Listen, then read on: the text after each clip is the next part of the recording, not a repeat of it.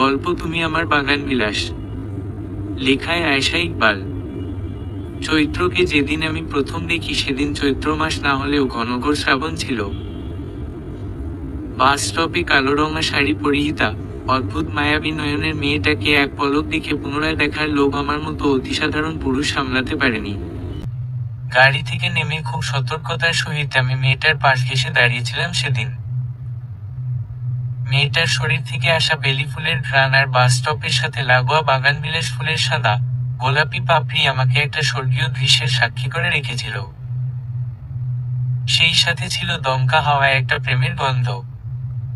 মেয়েটা আমাকে সেদিন খেয়াল করেনি বোধ হয়, তাই তো আহত এক পুরুষের প্রেমের দৃষ্টিকে উপেক্ষা করে সে বিশ্ববিদ্যালয়ের বাসে চড়ে বসেছিল খুব সহজে, যেন আমি পৃথিবীর কোণে পড়ে থাকা নিদারুণ অতি তুচ্ছ এক মানব। আমার দৃষ্টিতে তার কিছুই যায় আসে না। পরক্ষণেই মনে মনে ভীষণ হেসেছিলাম এটা ভেবে যে কি অদ্ভুত চিন্তা আমার। মেয়েটা আমাকে চেনেই না, সে কি করে আমাকে তুচ্ছ করবে? বরং আমার অনুভূতি আমাকে তুচ্ছ মনে করাচ্ছে। সেদিনের ওই এক পলকের দেখা আর বুক ভর্তি একটা হাহাকার নিয়ে আমি চড়ে বসেছিলাম 4 চাকার গাড়িতে, কিন্তু মনটা ছুটে বেড়াচ্ছিল ওই বাসের পেছনে অতৃপ্ত একটা ভূত হয়ে। পরে অবশ্য জেনেছিলাম চৈত্র জাহাঙ্গীরনগর বিশ্ববিদ্যালয়ে ইংরেজি সাহিত্যের ছাত্রী। 3য় বর্ষ হচ্ছে তার পড়াশোনার ধাপ। ক্লাসের টপার, জুনিয়রদের প্রিয় সিনিয়র এবং সিনিয়র ভাইদের সবচেয়ে আগ্রহের জুনিয়র।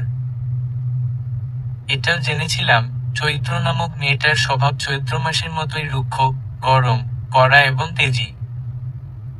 সেবারে আমার মনে হয়েছিল বড্ড অদ্ভুত স্থানে নাচেও আমি আমার সরলটা মন বিকিয়ে দিয়েছি। কিন্তু বন্ধু রাফির কথায় আবারও ভাবতে বাধ্য হয়েছিলাম, একদিনের দেখায় কখনো প্রেমে পড়া যায়? এটার উত্তর আমি পেয়েছিলাম সপ্তাহখানেক পর, যেদিন আমি পুনরায় ওই একই স্থানে চৈত্রকে দেখেছিলাম। সেদিন ওর পরনে কালো শাড়ি ছিল না, হালকা গোলাপি রঙের জামদানি শাড়ি, এলো চুলে, গোলাপি ঠোঁটে সামান্য লিপ ওয়েল আর চিকন সরু নাকটার ছোট্ট একটা নাক ফুলে মেয়েটাকে দেখে আমি ধুলো জমা একটা বেঞ্চে বসে পড়েছিলাম। আমার মতো খুঁতখুত করা, ধুলো ময়লা এড়িয়ে চলা মানুষটা সেদিন দিন দুনিয়া ভুলে মেয়েটিকে বেহায়ার মতো পরখ করে চলেছিল, শুধুমাত্র হৃদয়ের দহন মেটাতে। আমি সেদিন অনুভব করেছিলাম প্রথম দেখায় প্রেমে পড়া যায়, অসুস্থ করে তোলা প্রেমে পড়া যায়। প্রথম দেখার প্রেমের মাদকতা অন্যরকম হয়। আমার সেই প্রথম দেখায় প্রেমে পড়ে যাওয়া আমাকে সেই মাদকতায় আসক্ত করে তুলেছিল। এরপর থেকেই আমি সময় সুযোগ পেলেই ওই নির্দিষ্ট স্থানটায় গিয়ে উকিঝুঁকি দিতাম। সময় না পেলে ছুটে যেতাম। বাপের ব্যবসায় জবাবদিহিতার কোনো সীমাবদ্ধ না থাকায় জীবনে এই প্রথমবারের মতো আব্বুকে মন থেকে ধন্যবাদ জানিয়েছিলাম। চৈত্রর ভার্সিটিতে যাওয়া এবং আসার সময় আমার মুখস্থ ছিল। সপ্তাহে তার 5 দিন ক্লাস হতো। সে সকাল 9টায় বাস স্টপে এসে দাঁড়াতো, বাস আসতো 9:30-এর মধ্যে, এবং সে ফিরত বিকেল 5টার আগে অথবা পরে। কখনো কখনো দেরি হলেও আমি অপেক্ষা করতাম মেয়েটার জন্য, কারণ চৈত্রকে ততদিনে আমি ভালোবেসে ফেলেছি। বন্ধুদের ভাষ্যমতে আমি দিওয়ানা হয়ে গিয়েছি। নিজের ব্যক্তিত্বের সাথে যায় না এমন সব কাজও আমি ততদিনে শুরু করে দিয়েছি। তেমনি এক দুপুরের কথা, সেদিন শ্রাবণের মেঘগুলো উড়তে উড়তে আকাশ কালো রঙে ছেয়ে ফেলেছিল। আকাশের হম্বিতম্বি এর মেঘেদের অভিমান দেখে মনে হয়েছিল এক্ষুনি তারা হয়তো কেঁদে ধরণী ভাসিয়ে ফেলবে। আমার ভাবনা থামেনি তখনও, কিন্তু অঝোর ধারায় বৃষ্টি তখন মাটির সোদা গন্ধ বাতাসের সাথে মিশিয়ে দিচ্ছিল। সেই সাথে বাড়ছিল আমার মনের উচাটন। অফিসের খুব গুরুত্বপূর্ণ একটা মিটিং মাত্র শেষ করে আমার শরীর চাইছিল না আবারও ড্রাইভ করে মেয়েটার খোঁজ নিতে, কিন্তু অবচেতন মন বারবার আমাকে তাড়া দিচ্ছিল সেথায় একবার চোখ বুলিয়ে আসার জন্য, নিজের প্রিয়তমাকে এক পলক দেখে মন শীতল করার জন্য। আমি তবুও নির্বিকার দাঁড়িয়ে থেকে ফোন থেকে চৈত্রের অসংখ্য ছবি দেখা শুরু করলাম। ততদিনে আমি এতখানি চোর স্বভাবের হয়ে গিয়েছি যে একটা মেয়ের অনুমতিবিহীন তার অসংখ্য ছবি এখন আমার ফোনে, ওয়ালেটে, এমনকি লাইব্রেরির গোপন একটা তাকে সারিয়ে রাখা আছে। বেশ খানিকক্ষণ চোখ বুজে ঘড়ির কাঁটায় 4টা বাজতেই আমি আজকে রিক্সা নিয়ে রওনা দিলাম জায়গাটার পথে। ঝিরিঝিরি বৃষ্টি আর বিকট বজ্রপাতের শব্দের কাছে আমার বুকের ধুকপুকানি কিছুই মনে হচ্ছিল না। 30টা মিনিট পার করে বাস স্টপের কাছে পৌঁছাতে গিয়ে বেশ খানিকটা অবাক হয়েছিলাম চৈত্ররও আহত মুখ দেখে। তখনও মনে হয় মেয়েটা আমাকে কখনো লক্ষ্য করেনি। মেয়েটির পাশ ঘেঁষে দাঁড়াতেই শুনতে পেলাম সে ফিসফিস করে কথা বলছে। আশেপাশে তাকিয়ে দেখলাম এই ঝড় বাদলের দিনে কারোরই এদিকে থাকার কথা না। তাহলে মেয়েটা নিজ মনেই কথা বলছে হয়তো। শ্রবণ শক্তি আর একটু তীক্ষ্ণ করে বুঝলাম মেয়েটা কাউকে বকছে। অন্যের বিষয়ে আগ্রহ না দেখানো আমি জীবনে প্রথমবারের মতো মেয়েটাকে জিজ্ঞেস করেছিলাম তার সমস্যা কি, সে কেন অস্থির হয়ে কথা বলছে। বিনিময়ে চৈত্র চোখ মুখ কুঁচকিয়ে আমাকে জবাব দিয়েছিল। ইসিটি কর্পোরেশনের মেয়র আমজাদ আহমেদ একটা চরম খবিশ। ভোটের আগে কত ভাষণ দিয়েছিল যে সমাজ সংস্কার করবে, উন্নত করবে, রাস্তাঘাট ঠিক করবে। অথচ সৌন্দর্য বৃদ্ধি করা এই বাগান বিলাস গাছটা ইউনি কাটতে চাচ্ছে কেন? এই গাছ ওনার কাছে ভাগ চেয়েছে নাকি ওনার সম্পত্তি? 2 মাস অন্তর গাছটার চর্চা করলেই হয়, তাই বলে গাছ কেটে ফেলবে। খবিশ বুড়ো একটা। নিজের আপন চাচা সম্পর্কিত এমন তথ্য হজম করতে আমার মতো ভদ্র ছেলেটার একটু কষ্ট হলো বোধ হয়। আমি সামান্য হেসে বললাম, আপনাকে এই খবর কে দিল? গাছটা কাটলে অবশ্যই অন্যায় হবে। কত মানুষের কত রকম স্মৃতি এই সুন্দর জায়গায় থাকতেই পারে। দেখেছেন, আপনিও বুঝলেন। আর খবর কে দেবে? ওনার ছেলে পেলে গুলোই তো হুমকি দিয়ে গেল। আমি তখন দীর্ঘশ্বাস ফেলে চৈত্রর হাতের দিকে তাকালাম। লাল টুকটুকে একটা গোলাপ সে বেশ যত্নে আগলে ধরে আছে সে। আমার কেন যেন জানতে মন চাইল না গোলাপ কার জন্য, তবে সে এটুকু বুঝতে পারলাম এই মেয়েটাই আমার মরণের কারণ হবে। এর মধ্যে সময় চলে গেল বেশ কয়েক সপ্তাহ। আমি আর এদিকটাই এলাম না। কিন্তু বাগান বিলাস গাছটা খুবই সম্মানের সহিত নিজের সৌন্দর্য বর্ধন করতে লাগলো। ঘোষণা হলো গাছ কাটা হবে না, পরিবর্তে সবাইকে গাছ লাগাতে হবে। শহরের একাংশ ছেয়ে গেল বাগান বিলাস গাছের ছোট্ট ছোট্ট চারায়। তবুও এসবের সাথে প্রেয়সীর চিকন ঠোঁটের ওই উৎফুল্ল হাসি দেখতে আমার আর যাওয়া হলো না। আমি এবং আমার অনুভূতি জমে রইলাম ওই তাজা লাল গোলাপের মধ্যে, যেটা আমার প্রেয়সীর হাতে দেখে রক্তাক্ত হয়েছিল আমার হৃদয়। অসহায় হয়ে পড়েছিল আমার প্রেম। তারপর কতগুলো মাস কেটে গিয়েছে আমার জানা হলো না, জানতে মনও চাইল না। আমার জানা হলো না গতকাল আমার প্রেয়সী লাল টুকটুকে শাড়ি পরে সাধারণ এক মেয়ে থেকে কারো বউ হয়ে গিয়েছে। কারো ছোট মা, কারোর ছোট বৌমা। খাবার টেবিলে বিধ্বস্ত, বিরক্ত মুখে বসে থাকা আমাকে দেখে মা মৃদু হাসলেন। গতকাল থেকে আমি ঘরে আসিনি, আসতে ইচ্ছে করেনি। আজই সকালে বেশ কান্নাকাটি করে তারা আমাকে ঘরে এনেছেন। প্লেটে ব্রেড আর একটা ডিম দিতে দিতে মা বললেন, তুমি তোমার মাকে এতখানি অবিশ্বাস করো এটা আমি জানতাম না অনুরাগ। আমি তবুও নির্বিকার, তবে মুখে পাউরুটি দিতে দিতে একবার অসাবধানতাবশত আমার দৃষ্টি চলে গেল সিঁড়ি বেয়ে নেমে আসা মেয়েটার দিকে। লাল টুকটুকে জামদানি শাড়ি পরিহিতা, শরীরে মোটামুটি ভারী গহনা, নাকে একটা বড় নাক ফুল, চুলগুলো হাত খোপা করে মেয়েটি নেমে আসছে। এটা গতকাল হঠাৎ করে বিয়ে করা আমার সদ্য বিবাহিতা স্ত্রী। কিন্তু তার চেয়ে বড় বিষয় হলো মেয়েটি চৈত্র, যাকে আমি তৃতীয়বারের মতো এত নিকট থেকে সরাসরি দেখছি। সেটার নিজের বাড়িতে, নিজের বউ রূপে। চৈত্রকে সমস্ত ধ্যান দিতে গিয়ে গলায় খাবার আটকালো আমার। কাশতে কাশতে যখন আমার অবস্থা নাজেহাল, তখন পানি খোঁজার আগেই চৈত্র গ্লাসে করে পানি এনে মুখের সামনে ধরলো, পিঠে হাত বুলিয়ে আমাকে শান্ত করে বেশ ঝাঁঝাল সুরে বলল, সাবধানে খেতে পারে না? বিয়ের পরদিন আমাকে বিধবা করে কি প্রমাণ করতে চাচ্ছেন? আমি অপায়া? আমি বেশ হতভম্ব হয়ে গেলাম। দ্বিধান্বিত কণ্ঠেই বলেই উঠলাম, সরি, আমি আপনার কথা বুঝলাম না মিস। ড্রয়িং রুমে এখন কেউ নেই। মা নিজের শাশুড়ির ঘরে তাকে খাইয়ে দিতে গেছেন। বাড়ির সকলে কমিউনিটি সেন্টারে আজকেই আমাদের রিসেপশন হবে। চারপাশে দৃষ্টি বুলিয়ে এবং সুযোগের সৎ ব্যবহার করে চৈত্র বেশ সাবধানে আমার নিকটে এলো। খপ করে শার্টের কলারটা চেপে ধরে বলল, মিস না, মিসেস। আমি মিসেস অনুরাগ আহমেদ। একজন বলদ, ছাগল, ধৈর্যহীন পুরুষের বউ আমি। ফের আমাকে মিস বললে ডিভোর্স দিয়ে আসলেই মিস হয়ে যাব। কথা খানা শেষ করেই চৈত্র শাড়ির আঁচল ফেলে রান্নাঘরের দিকে চলে গেল। আর আমি বসে রইলাম অচল মস্তিষ্ক নিয়ে। আমি এখনো বুঝতে পারলাম না আমার বিয়ে হয়েছে।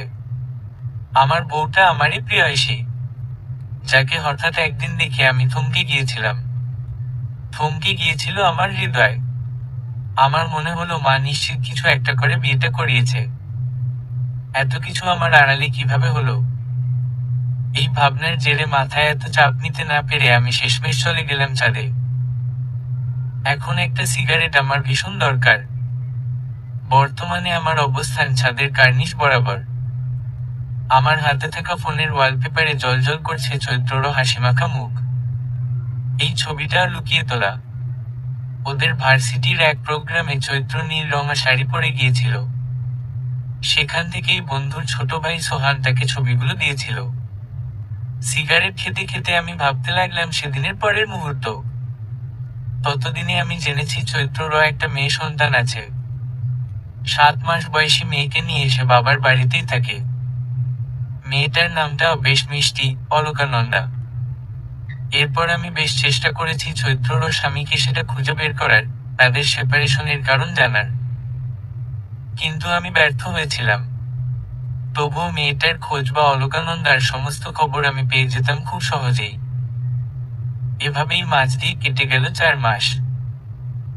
কোথা থেকে তারপর যেন জেনেছিলাম অলকানন্দার জন্মদিনে তার বাবা হাজির হয়েছে। মেয়েকে সে নিতে চায়, কিন্তু চৈত্রর ও দাপটের মুখে সে নিভে যেতে বাধ্য হয়েছে। ব্যাস, তখন থেকেই আমার দেবদাস সত্তা প্রকট হয়ে ধরা দিল। অফিসে যেতাম না, বাসায় থাকতাম না, বাগান ভর্তি করে ফেলেছিলাম বাগান বিলাস গাছে, পাহাড়ে গিয়ে যোগাযোগ বন্ধ করে ফেলতাম। এই ধরনের পাগলামি আমার মতো তীক্ষ্ণ ব্যক্তিত্বের একজন করতে পারে, এটা ভেবেই আমার নিজের উপর আরো বেশি রাগ হতো। এক পর্যায়ে সমস্ত কিছুতে অতিষ্ঠ হয়ে মা কিভাবে যেন চৈত্ররও খোঁজ পেয়ে গেল। মেয়েটার বাসায় সম্বন্ধ নিয়ে যাওয়ার সময় একছোট ঝগড়াও হলো বাড়ি সকলের সাথে, পরের বাচ্চায় বাড়ির নাম কেন পাবে? অথচ আমার মা জানেন, এই বাড়ির সবচেয়ে তেতো সত্য, সবচেয়ে বড় মিথ্যা। সবার অগোচরে চৈত্রদের বাড়িতে উঠে ওকে দেখেই মা বলা কওয়া ছাড়া বালা পরিয়ে দিয়ে এলেন। চৈত্র বাধা দিলেও, মা যখন বললেন অলকানন্দা তাদের বাড়িতেই বড় হবে, তখন চৈত্র আর না করার সুযোগ পেল না। খুব ছিমছাম, ঘরোয়া ভাবে একটা লাল বেনারসি আর কয়েকটা গহনা পরনে, কোলে বছরখানেকের অলকানন্দাকে নিয়ে চৈত্র অনুরাগের হয়ে গেল। অনুরাগের চৈত্র মল্লিকা। এসব কথা আমি সদ্যই জানলাম আমার বোন আফরা থেকে। অথচ আমার অগোচরে তাদের এত নাটক দেখে আমার ভালো লাগার বদলে কিঞ্চিত বিরক্তই লাগলো। ছাদ থেকে নেমে ঘরে আসতেই কিছুটা লজ্জা লজ্জা লাগতে লাগলো। দীর্ঘ 29 বছরের ব্যাচেলর লাইফ শেষ করে বিয়ে করেছি। কোথায় খাটে ফুল দেখব, বিনিময়ে অলকানন্দার ফিডার, দুধের কৌটা আর খেলনা দেখে কিছুটা বিচলিত লাগলো নিজেকে। অপরাধবোধ হলো শরীর থেকে সিগারেটের গন্ধ আসায়। কিন্তু সবচেয়ে অবাকের বিষয় হলো, অলকানন্দা আমাকে দেখামাত্র ফোকলা দাঁতে হেসে উঠল। যেন আমি ওর খুব চেনা, ভীষণ আপন। ওকে কোলে নিয়ে বুকে জড়িয়ে নেওয়ার লোভ কোনোভাবে সামলে আগে ফ্রেশ হয়ে নিলাম।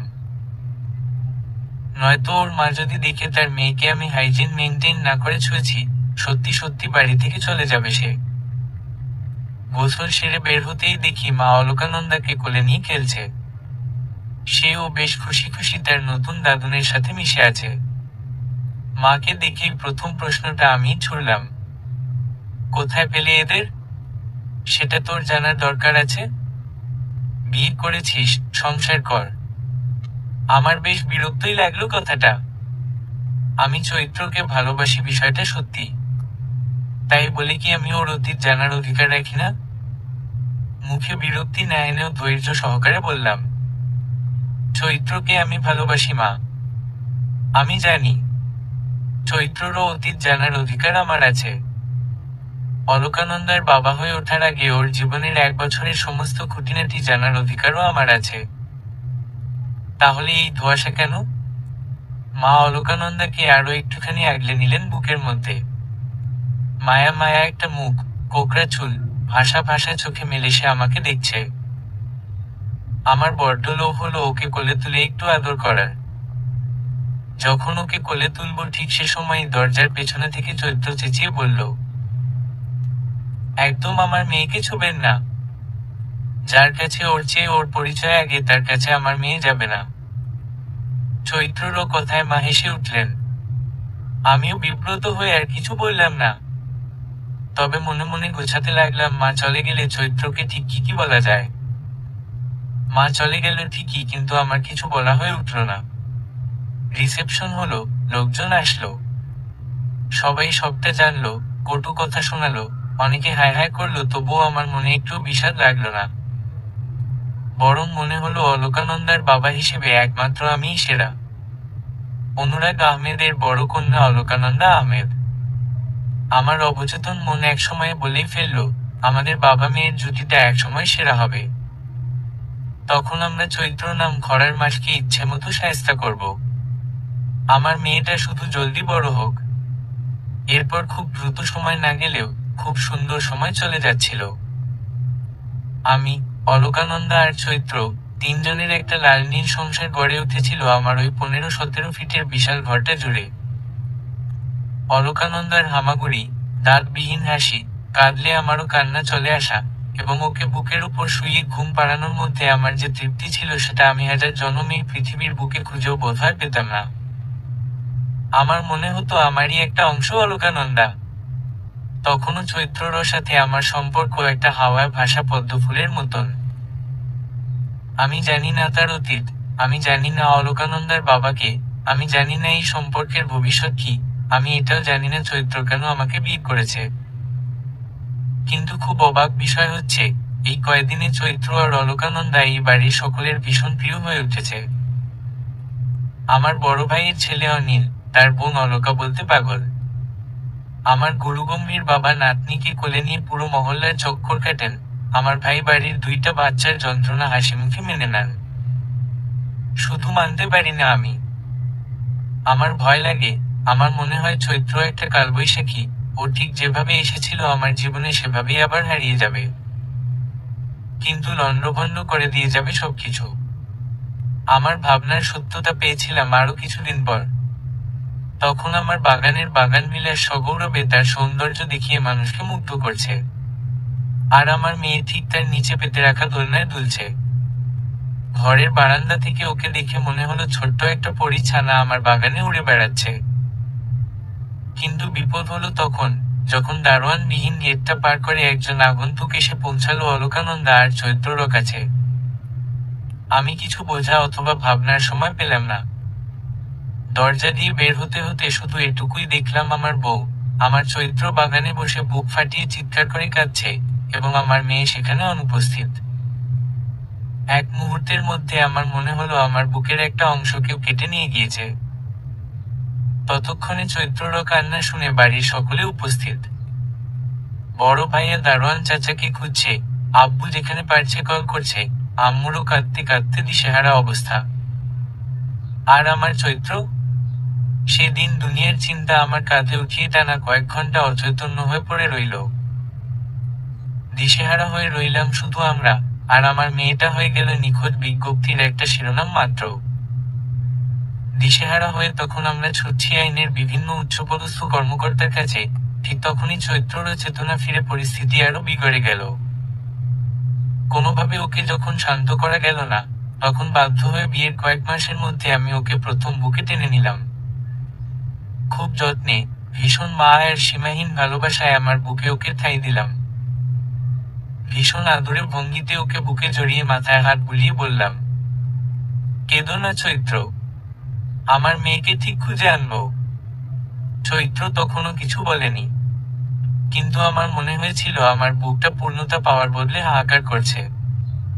প্রায় রাতে চৈত্র অসাবধানতাবশত আমার বুকের উপরে এসে ঘুমায়। মাঝরাতে মাঝে সাঝে অলকানন্দা উঠে গেলে ওকেও বুকের উপরে রাখি আমি। তখন আমার নিজের জীবন পরিপূর্ণ লাগে। আজকে হঠাৎ নিজের প্রেয়সীকে বুকে জড়িয়েও আমার পূর্ণতার অনুভূতি লাগছে না। মনে হচ্ছে আমার মেয়েটা থাকলে হয়তো আমার বুকটা ভরে থাকতো এখন। আমার মেয়ে। আচ্ছা, অলকানন্দা তো আমার কেউ না, তবে ওকে আমার নিজের বলতে এত আনন্দ কেন লাগে? ওকে আমার পরক্ষণেই মনে আসে ও আমারই মেয়ে। ওরা আমার মেয়েকে আর ফেরত দেবে না অনুরাগ? ও আমার আমানত, আমি ওকে হারিয়ে ফেললে কি জবাব দেব? আমার বোন কবরে শান্তি পাবে না অনুরাগ? অলকাকে ফিরিয়ে আনুন, আমার মেয়েটাকে ফিরিয়ে দিন। বিশ্বাস করুন, আমি আর কিচ্ছু চাইব না কখনো। আচমকা চৈত্রর কথায় আমার দিশেহারা লাগলো। ওর বোন, কবর, আর ওরা কারা? এত সব প্রশ্নের ভিড়ে নিজেকে পিষ্ট করার পরিবর্তে আমি চৈত্রকে বুক থেকে উঠালাম। ওকে খানিকটা সময় দিয়ে বেশ গম্ভীর ভাব করেই বললাম, তুমি কি আমাকে বিষয়টা বিস্তারিত বলবে চৈত্র? অলকানন্দা তোমার মেয়ে না? বিনিময়ে ও শুধু হ্যাঁ অর্থে মাথা নাড়ালো। আমার নিজেকে আরো অসহায় বোধ হলো তখন। তবু ধীর মস্তিষ্কে ওকে আবারও জিজ্ঞেস করলাম, তাহলে কিসের আমানতের ক্ষান্ত করার কথা বলছো তুমি? আর তোমার বোনের কবর মানে? আমাকে সবকিছু বলো চৈত্র, নয়তো অলকানন্দাকে খুঁজতে অনেক দেরি হবে। চৈত্র নিজেকে খানিকটা গুটিয়ে নিল, বিছানার এক কোণে জড়সড় হয়ে বসে বলল, অলকানন্দা আমার বোনের মেয়ে, আমার ছোট বোন শ্রাবণীর মেয়ে অলকানন্দা। যখন অলকার জন্ম হয় তখন শ্রাবণী মারা যায়, আর ওর দায়িত্ব এসে পড়ে আমার উপর। নিজের বোনের সন্তানকে আমি নিজের পরিচয় বড় করার নিয়ত করেছিলাম, সেজন্য শহর বদলে পরিবারকে ঢাকা এনেছিলাম। সব ঠিকঠাক ছিল, কিন্তু ওরা যখন জানলো অলকানন্দা ভালো আছে, ওরা তখনই আবার নজর দিল। ওরা আমার মেয়েটাকে মেরে ফেলবে বোধ হয়। শ্রাবণীকেও তো ওরা মেরেছিল। কিন্তু কিন্তু প্রমাণের অভাব আর ভয় আমার বাবা আর কিছু বলেনি। মেয়ের জান তো চলেই গিয়েছে, এখন কথা বলে পুরো পরিবার ধ্বংস করতে সে চায়নি। ওরা কারা? আর শ্রাবণী তোমার ছোট হলে ওর বিয়ে কেন হয়েছিল? শ্রাবণীর বিয়ে হয়নি, ওর প্রেমিক ছিল শোভন। আমার বোনটাকে বিয়ের স্বপ্ন দেখিয়ে ওর জীবনটাই নষ্ট করে দিয়েছিল। শ্রাবণী কনসিভ করার পর আমি বাচ্চাটা নষ্ট করতে দিইনি, বলেছিলাম ওকে আমি বড় করব। আল্লাহ প্রদত্ত জান হত্যা করার পক্ষে আমি ছিলাম না। সেই আমি অলকানন্দার মা, কিন্তু আমার বোনটা নেই। যেই সুখের আশায় ওর থেকে ওর মাতৃত্ব লুকোতে চেয়েছিলাম, সেই সুখ তো ও পেল না, বরং শোভনরা ওকে মেরে ফেলল। এই পর্যায়ে চৈত্ররও চিৎকার করে কান্নাও আমার কাছে বিরক্ত বোধ হচ্ছে। রাগে আমার মাথার রগ ফুলে উঠলেও আমি বেশ শান্ত থাকার চেষ্টা করলাম। ধীর গলায় শুধু এটুকুই বললাম, শোভন? কোন শোভন? শোভন খান? আপনি চেনেন ওকে? তুমি একটা চরম বোকা নারী চৈত্র। এই কথা আমাকে আগে জানালে আমার মেয়েটা আমার থেকে এত দূরে থাকতো না। এখন দয়া করে মুখ ধুয়ে আসো। আমার মেয়েটাকে দেখি না 10 ঘন্টার উপরে। ওকে আনতে যাব আমি। আমার কথায় মনে হলো যেন চৈত্র বোকা বনে গিয়েছে, কিন্তু আমার মুখ দেখেও বোধহয় তর্ক করার সাহস পেল না। যতক্ষণে ও ওয়াশরুম থেকে বের হলো ততক্ষণে বাসার সকলে তৈরি, বাইরে 2 ভ্যান পুলিশ দাঁড়ানো। আমার বাবা আফতাব আহমেদ বুকে ব্যথা নিয়ে তৈরি হয়ে আছেন। চৈত্রর আবার কান্না চলে আসলো। সে আর তার মেয়েটা এত সুখ নিয়ে রেখেছিল কপালে। চোখের পানি নিচে পড়তে পারেনি, কিন্তু কানের পাশে আমার ফিসফিস কণ্ঠে সে হতবাক হয়ে গেল, হওয়ারই কথা। এই শান্ত পুরুষরা তাকে হুমকি দিয়েছে যে। হ্যাঁ, এই প্রথমবার অত্যাধিক সহজ হয়ে আমি চৈত্রর অতি নিকটে এসে ওকে হুমকি দিয়েছি। আর একবার যদি ও কাঁদে তাহলে পরবর্তী 2 দিন ও আমার মেয়েকে উঠতে পারবে না। শোভন খানের বাড়িতে যখন আমরা গিয়ে পৌঁছালাম তখন মাগরিবের ওয়াক্ত। এর থেকেই আমার মেয়ের কান্নার শব্দ স্পষ্ট এসে কানে বাড়ি দিচ্ছিল। সেই সাথে শোভন নামক কুলাঙ্গারকে কুচি কুচি করার ইচ্ছেও তীব্র থেকে তীব্রতর হচ্ছিল। আমরা যখন ওদের ঘরে গিয়ে দাঁড়ালাম তখন তার চিত্র সম্পূর্ণ ভয়ানক মনে হলো আমার কাছে। আমার মেয়েটা সিঁড়ির পাশে বসে কাঁদছে, ওর চোখ মুখ লাল হয়ে গেছে। আর শোভন ঠিক তার পাশেই সিগারেটের ধোঁয়া উড়িয়ে যাচ্ছে। আমার কি যেন হলো, অলকানন্দাকে ওর মায়ের কোলে তুলে দিয়েই আমি হিতাহিত জ্ঞান হারিয়ে শোভনকে এলোপাতাড়ি পিটিয়ে থামলাম না। ওর হাতে সিগারেট দিয়েই ওর শরীরের বিভিন্ন জায়গা পুড়িয়েই আমি শান্ত হয়েছিলাম। অতঃপর অলকানন্দাকে চৈত্রর বুক থেকে এক প্রকার কেড়ে নিয়ে শোভনকে উদ্দেশ্য করে বললাম, এই মেয়েটা দেখছিস, ও আমার সন্তান। ফার্দার আমার বাচ্চা আর বউয়ের আশেপাশে তোকে দেখলে জ্যান্ত কেটে কুকুর দিয়ে খাওয়াবো শুয়োরের বাচ্চা। সেই ইউনিভার্সিটি লাইফ থেকে তোর লাফাঙ্গাগিরি সহ্য করতে করতে আমার ফুপু মরেই গেল। এখন আসছিস আমার ঘরে নজর দিতে? আমাকে তুই চিনিস শোভন, আমার সাথে ঝামেলায় জড়াস না। তোর লাশের হদিসও কেউ পাবে না বলে রাখলাম। শোভন বিশ্রী একটা হাসি দিল আমার দিকে তাকিয়ে। তারপর আঙুল তুলে অলকানন্দাকে দেখিয়ে বলল, এই মাইয়া একদম ওর মায়ের মতো চেহারা পাইছে অনু ভাই। মাঝে মধ্যেই শ্রাবণীকে মনে পড়ে, তোমার রিসেপশনের দিন চৈত্রকে দেখেই বুঝেছিলাম কাহিনী। তারপর আর লোভ সামলাতে পারিনি মেয়েটাকে কেড়ে নেয়ার। হাজার হোক, আমি তো বাপ বলো।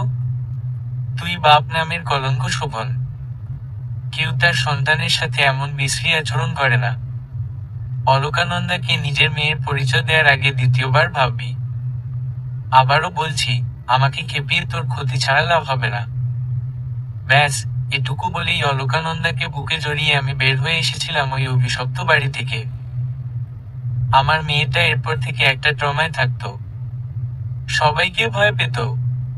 আমি, আমার বউ আর আমাদের রব জানেন আমরা কিভাবে আমাদের বাচ্চাকে সুস্থ জীবনে ফিরিয়েছিলাম। তবে তারপর থেকে শোভনের হদিস আমি জানি না, জানলেও বলবো না। আমি শুধু এটুকু জানি যেই হাত আমার বউ আর বাচ্চার ক্ষতির কারণ হবে সেই হাতের অস্তিত্বও থাকবে না। এখন চৈত্র মাস, আমার আর চৈত্রর বিয়ের 6 মাস চলছে। এখনো আমাদের মধ্যে কখনো আমার আর ওর হয়ে কথোপকথন হয়নি।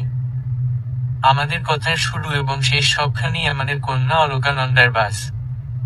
তবে চৈত্রকে আমি আগের তুলনায় এখন আরো বেশি ভালোবাসি। মেয়েটা আমার জীবনের চরম একটা ম্যাজিক।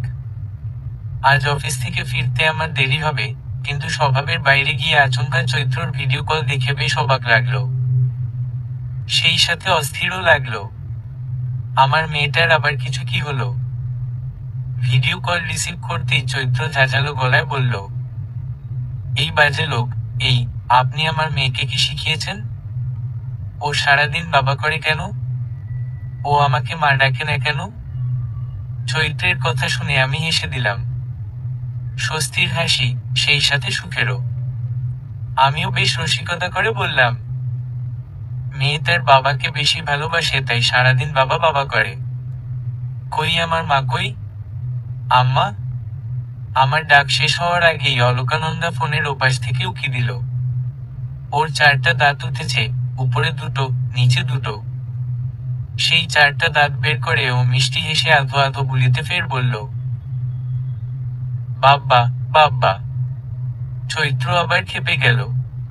অলকানন্দাকে কোলে বসিয়ে আদর করে বলল, মা বলো পাখি, আমাকে মা বলে ডাকো। অলকানন্দা মায়ের বাধ্যগত মোটেও না। সে নিজের মনে খেলতে খেলতে পুনরায় বলল, বাব্বা, দাদা, দাদান। ফোনের ওপাশ থেকে আমি জোরে হেসে উঠলাম। মেয়েটা আমার সবাইকে ডাকে, শুধু নিজের মাকে ডাকে না। চৈত্রর গোমরা মুখ দেখে আমার মায়া হলো। খানিকটা দুষ্ট রসিকতা করেই আমি ফিসফিস করে বললাম, আমরা চাইলে আরেকজনকে এনে তাকে দিয়ে মা ডাক শেখাতে পারি। রাজি থাকলে আমাকে অবশ্যই জানিও চৈত্র। এখন রাখলাম, মিটিং রুমে যাব। বাজে লোক একটা। চৈত্র কথাটা বলতে বলতেই কেটে দিলাম আমি। কারণ কলটা যতক্ষণ থাকবে সে ততক্ষণে আমাকে 100 বার বাজে লোক বলে মুখে ফেনা তুলে ফেলবে আমি নিশ্চিত। বাড়িতে ফিরতে ফিরতে 11টা বেজে গেল। ততক্ষণে অলকানন্দা ঘুমিয়েছে, চৈত্র নিজের পড়ার টেবিলে পড়ছে। একটু উকি দিতেই বুঝলাম সে হুমায়ুন আহমেদের কৃষ্ণপক্ষ পড়ছে। আমি পেছনে থেকে গলা খাকারি দিয়ে শুধলাম, আচ্ছা, অরুর কি পরবর্তীতে বিয়ে করাটা ঠিক হয়েছিল? কেন হবে না? মুহিব ওর ভালোবাসা, তেমন ওর জীবনও ওর ভালোবাসা। জীবনকে ভালোবাসতে ক্ষতি কোথায়? আমি টাইয়ের নট ঢিলে করতে করতে ওর চোখের দিকে তাকিয়ে বললাম, আমি মরে গেলে তুমি আরেকটা বিয়ে করবে চৈত্র? চৈত্রের দৃষ্টি কেঁপে উঠল কি আমি বুঝলাম না। তবে আমি এটা সদ্য খেয়াল করলাম, ঘরে আমার মেয়ের দোলনা ফাঁকা। সে ঘরে নেই। চৈত্র আর অসাধারণ লাল শাড়ি পরেছে। আমার কথার জবাব না দিয়ে ও আমাকে শুধালো, বাগানে যাবেন অনুরাগ? এই রাতে? এই রাতে বরং থাক চৈত্র, ঘুমিয়ে পড়ো। আমার কণ্ঠে টিটকারি, আর ওর চোখে জ্বলন্ত আগুন। চেয়ার থেকে আচমকাই উঠে খপ করে আমার কলার ধরে ফেলল, খানিকটা ঝুঁকিয়ে এনে মুখের খুব নিকটে নিজের মুখটা এনে বলল, একদম ন্যাকা সাজবেন না। আমি বলেছি এখন যাব, তো এখনই যাব। চুপচাপ আমাকে কোলে তুলে বাগানের দিকে হাঁটুন। আপনার জন্য বসে বসে অপেক্ষা করে আমার পা ব্যথা হয়ে গিয়েছে। ইসোস। আমি চুপচাপ হাসলাম। ওর কথা মতো ওকে কোলে তুলে পা বাড়ালাম বাগানের দিকে। পথিমধ্যে বড় ভাবির সাথে দেখা হলে সে শুধু মিটিমিটি হেসে বলল, গাধা থেকে কি মানুষ হলে অবশেষে? যদিও আমি কথাটা বুঝিনি, তারপরও সামান্য হেসে পা বাড়ালাম সামনে। আর আমার বুকে লেপ্টে রইল আমার প্রিয়তমা, আমার বউ, আমার মেয়ের মা চৈত্র। বাগানে এসে অনেকক্ষণ চৈত্র কোনো কথা বলেনি। সে দোলনায় দুলছে আর আমি গাছের গায়ে হেলান দিয়ে দোদুল্যমান চৈত্রকে মন ভরে দেখছি। আমার এই দৃষ্টির মাঝেই চৈত্র বলল, শ্রাবণ মাসের একদিন আমি বাস স্টপে দাঁড়ানো। আমাকে ওভারটেক করে চলে যাওয়া গাড়ি পুনরায় আমার থেকে খানিকটা নিকটে এসে থামল। সেখান থেকে অতি সুদর্শন এক পুরুষ নেমে ভীষণ সন্তর্পণে আমার পাশে দাঁড়ালো। কোনো কথা না বলে শুধু আমার উপস্থিতি অনুভব করছিল পুরুষটা। তারপর আরেকদিন সে এলো। আমাকে দেখেই বোধ করি সে ধুলো জমা বেঞ্চে বসে পড়েছিল। সেদিন তাকে দেখে আমারও মনে হচ্ছিল তার পাশে গিয়ে বসি এবং বলি, উফ অফ, আমারও একই অবস্থা জনাব। আপনাকে দেখলেই হৃদয় এমন অকেজো হয়ে আসে। কেন বলুন তো? কখনো বলা হয় না এসব কথা। তারপর ঘনঘোর বর্ষায় একদিন পুরুষটাকে রিকশা চড়ে আসতে দেখলাম। এলোমেলো চুল আর উদ্ভ্রান্তের মতো নজরদার। সে জানে না আমার ক্লাস সেদিন 1:30টায় শেষ হয়েছিল। শুধুমাত্র ওই গাধা পুরুষটাকে দেখার জন্য আমি 3.5 ঘন্টা অপেক্ষা করেছিলাম। অথচ গাধা পুরুষটা আমার হাতের এক গোলাপ দেখেই ধরে নিল আমার বোধহয় অন্য কেউ পরাণের লোক আছে। তারপর থেকে সে লাপাত্তা হয়ে গেল। আচ্ছা, একটা পুরুষ এত ধৈর্যহারা হয় কি করে? কেন জানতে চাইনি ওই ফুলটা তো আমি তার জন্য আনতে পারতাম, অথবা আমার বাসার কারো জন্য। চৈত্র একটু থামলো। প্রকৃতিতে তখন এলোপাতাড়ি বাতাস হচ্ছে। মনে হয় ঝড় হবে। দোলনায় দুলতে থাকা চৈত্র আবারও বলতে আরম্ভ করলো, ওই ব্যক্তিত্ববান পুরুষ, আমাকে দেখেই বোকা বনে যাওয়া কিন্তু আড়ালে আবডালে আমার সেভিয়ার হয়ে আমাকে বাঁচিয়ে রাখা ওই মানুষটাকে আমি শুরুর দিন থেকে ভালোবাসি। সেই দিন থেকে আরো বেশি ভালোবাসি যেদিন সে আমার একটা কথায় বাগান বিলাস গাছটা কাটা থেকে বাঁচিয়েছিল। আমি সেই বোকা লোকটাকে ভালোবাসি যে আমার দুঃখে তার বাড়ির আঙিনা বাগান বিলাসে ভরিয়ে ফেলেছে। আমি সেই দায়িত্বশীল বাবাকে ভালোবাসি যে নিজের সন্তান না হয়ে অলকানন্দাকে তার জীবনের চাইতে বেশি ভালোবাসে। আমি সেই পুরুষটাকে ভালোবাসি যে নিজের বউয়ের উপর হালাল অধিকার থাকা সত্ত্বেও কখনো একটু ছুঁয়ে দেখেনি। আমি এই মানুষটাকে ভালোবাসি, তীব্রভাবে ভালোবাসি। আমি শুধু শুনেই গেলাম। ওকে একটু নিঃশ্বাস নেয়ার সুযোগ দিয়ে আমি ধীর পায়ে গিয়ে দাঁড়ালাম ওর সামনে। খানিকটা ঝুঁকে ওর গালে গাল লাগিয়ে মৃদু কণ্ঠে বললাম, সে তো আমিও ভালোবাসি। এক বাচ্চার মা জেনেও ভালোবেসেছি। আমার বেনিফিট তো তুমি আমাকে দাওনি। অসভ্য, বাজে লোক। আমিও আবারও হাসলাম, তবুও নড়লাম না সেখান থেকে। আচমকা আমার গলা জড়িয়ে ধরে চৈত্র ফিসফিস করে বলল, একটা জায়গায় ভুল বলেছি। আপনি একদমই বোকা নন অনুরাগ। আপনি ভয়ানক একজন। সেদিন শোভনকে হাসপাতালে দেখেছি, ওর ডান হাত সম্পূর্ণ কাটা। কাজটা যে আপনার সেটাই আমার সন্দেহ নেই। আমি ওর কোমর ধরে আরো খানিকটা আগলে ধরে ফিসফিস করে বললাম, কাজটা নিঃসন্দেহে আমারই মিসেস। আমার মেয়ের দিকে হাত বাড়ানোর উপহার স্বরূপ এটা দেয়া আর কি। চৈত্র ভয় পেল না, কারণ শোভন আজও আবার হাসপাতালে, হয়তো মর্গে। আজকে বোধহয় শ্রাবণীর আত্মা শান্তি পাবে। যাক, এতই যখন শ্রাবণীকে ভালোবাসতো, উপরে একসাথে হেসে খেলে বাঁচুক ওরা। চৈত্রের কথার মধ্যেই আমি ফিসফিস করে আবারও বললাম, শোভনকে দাফন করে দিয়ে এসেছি মিসেস, ঠিক শ্রাবণীর কবরের পাশেই। আপনার অসম্পূর্ণ কাজটা আমি সম্পূর্ণ করে দিলাম। আমাকে কি উপহার দেবেন? চৈত্র ভাবাচিকা খেয়ে গেল আমার কথা গেল। আমি ওর মাথায় হাত বুলিয়ে ওকে নিশ্চিত করলাম কোনো সমস্যা হবে না। সে শুধু শুধু ভয় পাচ্ছে। আমাদের দুজনের একান্ত সময় বোধহয় প্রকৃতি সইতে পারল না। অঝোর ধারায় বৃষ্টি নামলো ধরণীতে। তবে আমাদের কারোরই ঘরে ফেরার কোনো তাড়া ছিল না। লাল শাড়ি পরিহিতা চৈত্রর সিক্ত বদন দেখতে দেখতে আমি ভুলেই গিয়েছিলাম আমি ক্ষুধার্ত। কত সময় পার হলো জানি না, চৈত্র আচমকাই আমার নিকটে এসে পা দুটো খানিকটা উঁচু করে আমার ঠোঁটে নিজের ঠোঁট ডুবিয়ে দিল।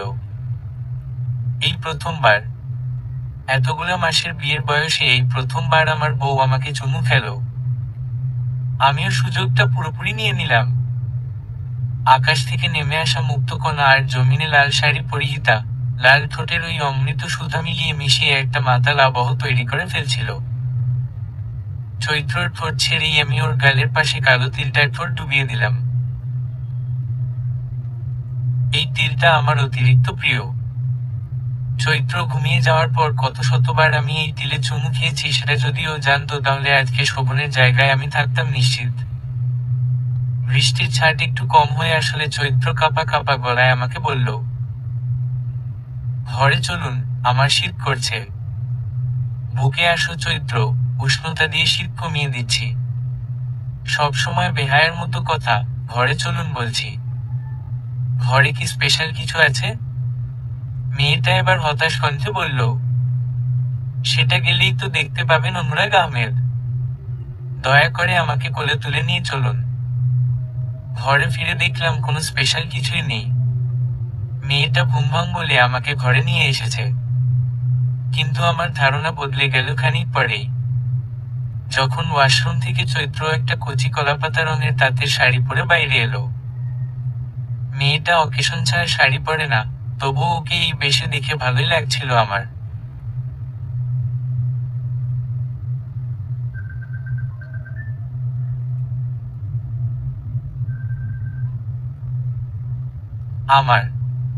আমি কাপড় বদলাতে নিলে চৈত্র আমার ভেজা শার্ট পেছনে থেকে টেনে ধরল।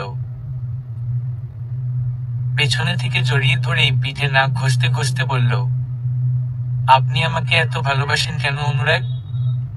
আমি মেয়েটাকে ছাড়িয়ে সামনে এনে দাঁড় করালাম। কানের ফাঁকে একটা বাগান বিলাস ফুল গুজে দিয়ে বললাম, তুমি আমার বাগান বিলাস তাই। আর অলকানন্দা, ও আমার রুহের সাথে সম্পর্কিত।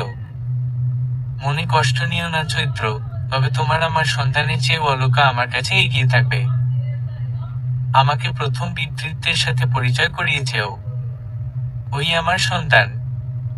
চৈত্র আর কিছু বলার সুযোগ পেল না। ভেজা শরীরের আমাকে জড়িয়ে ধরে শুধু কাঁদল। এত সময় ধরে কাঁদল যে পরবর্তী 4 দিন আমি জ্বরে ভুগে যা নষ্ট হওয়ার হয়ে গিয়েছি। এখন আর আমার নিজের বলে কিচ্ছুটি নেই। আছে একটা বাগান বিলাসের বাগান, আমার বউ চৈত্র আর আমার একটামাত্র পরীর ছানা অলকানন্দা।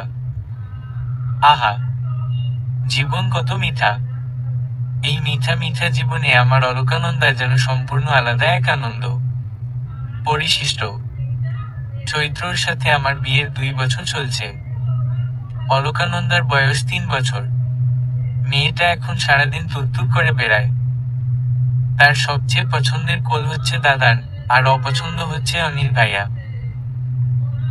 অলকানন্দার জন্মদিন এবং আমাদের বিবাহবার্ষিকী উপলক্ষে আমরা সমুদ্রে যাচ্ছি বেড়াতে। পূর্ণিমা রাতে লঞ্চে জার্নি করা চৈত্রর সবচেয়ে বড় একটা শখ ছিল, কিন্তু সেই শখ এই মুহূর্তে পূরণ করার কোনো মনোবাসনা আমার ছিল না। কারণ আমার বউ 8 মাসের অন্তঃসত্ত্বা। সম্পর্ক গুছিয়ে নেয়ার আগেই হুট করে এই বান্দার আগমন হচ্ছে। ভয় না লাগলেও ভয় পাচ্ছি আমি। আমার বউ বর্তমানে রেলিং ঘেঁষে দাঁড়িয়ে আছে, আর আমি তার পাশে। আমার মন এই জার্নিতে একদমই একমত পোষণ করেনি। কিন্তু অলকানন্দার আবদার আর চৈত্রর উৎফুল্ল চেহারা দেখে আমি না নামক শব্দ উচ্চারণ করতে পারিনি। চাঁদটা কত সুন্দর বলুন? তোমার চেয়ে কম সুন্দর। তুমি সবচেয়ে বেশি সুন্দর। চৈত্রর কি হলো জানি না, ও আচমকা পিছনে ফিরে আমাকে জড়িয়ে ধরে বলল, আমার কেন যেন খুব ভয় লাগছে। বারবার শ্রাবণীকে মনে পড়ছে। ওরও তো অলকানন্দা জন্মের সময় মারা গিয়েছিল। আমিও যদি মারা যায়?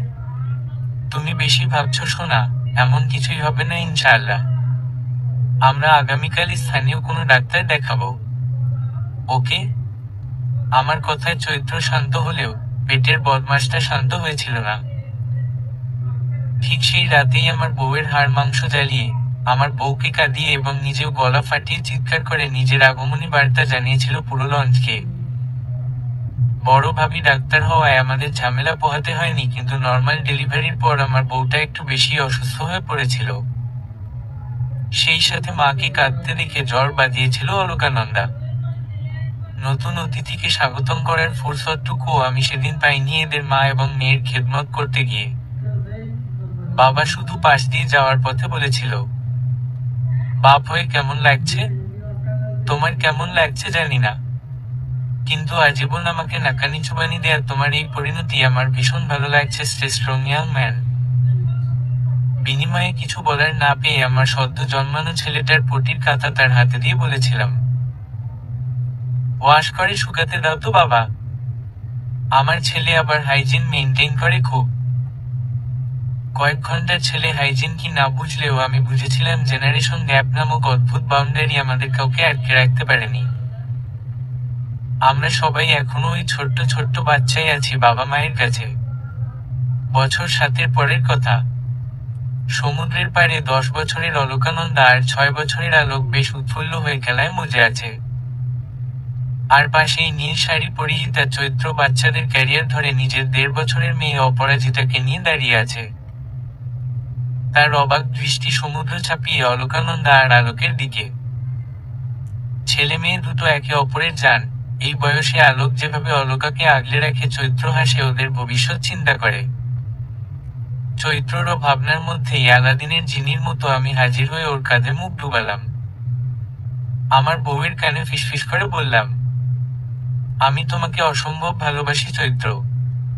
ঠিক সেই সময়ই আমার ছোট্ট মেয়েটা আমাকে ডেকে উঠল, বাবা। আমিও কণ্ঠে আদর ঢেলে শুধালাম, কি মা? বাবার কোলে আসবে? বাবা, পানি। আঙুল দিয়ে সমুদ্রের দিকে ইশারা করে ও বারবার আমাকে ডাকতে থাকলো। কন্যা অন্তঃপ্রাণ আমার। আমার মেয়েরা কোনো আবদার করছে আর আমি সেটা পূর্ণ করিনি, এমনটা কখনোই হয়নি। ক্যারিয়ার থেকে অপুকে তুলে এনে অলকানন্দা আর আলোককেও ইশারায় ডাকলাম আমি। চৈত্রকে নিয়ে সমুদ্রের দিকে হাঁটতে হাঁটতে ও আবারও প্রশ্ন করল, এত ভালোবাসেন কেন আমাদের? আমি মুচকি হাসলাম। অপরাজিতার কপালে মিষ্টি একটা চুমু দিয়ে বললাম, কারণ তোমরা আমার বাগান বিলাস। 5 জন সমুদ্রের পাড়ে ধীর পায়ে হাঁটছি, আমার আর চৈত্রের মাঝে অপরাজিতা। আমার অন্য হাত ধরে আছে অলকানন্দা, আর চৈত্রর আরেক হাত ধরে আছে আলোক।